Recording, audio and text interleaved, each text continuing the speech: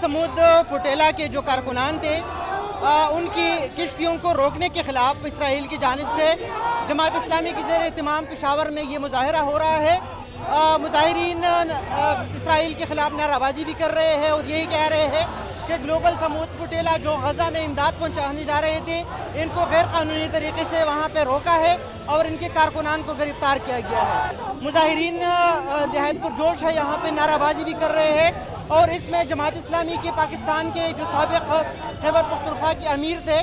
Senator مشتاق احمد، سابق senator, وہ بھی اس فلوٹیلا میں موجود تھے اور ان کے ساتھ دیگر کارکنان بھی تھے۔ اور گزشتہ روز غزہ کے قریب جاتی ہی ان کو وہاں پہ اسرائیلی نیوی کے جو حکام ہے، اہلکار ہے، ان کی جانب سے وہاں پہ روکا گیا تھا اور ان کی کشتیوں کو روکا گیا اور ان کے کارکنان جو تھے ان کو حراست میں لیا گیا ہے۔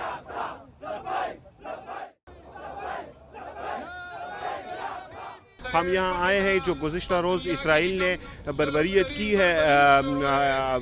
فلوٹیلا پر، اور وہاں کے نتیجے میں 500 سے اوپر لوگوں کو انہوں نے جو ہے جبری طور پر گرفتار کیا ہے، جو کہ بالکل ایک غیر قانونی اقدام انہوں نے کیا ہے۔ یہ سراسر ظلم ہے، یہ اقوام متحدہ کے عالمی اصولوں کے بھی خلاف ہے اور ہم اس کی شدید مذمت کرتے ہیں۔ اس کے بارے میں آج ہم یہاں آئے ہیں، امریکی قونصل خانے کے سامنے احتجاج کر رہے ہیں۔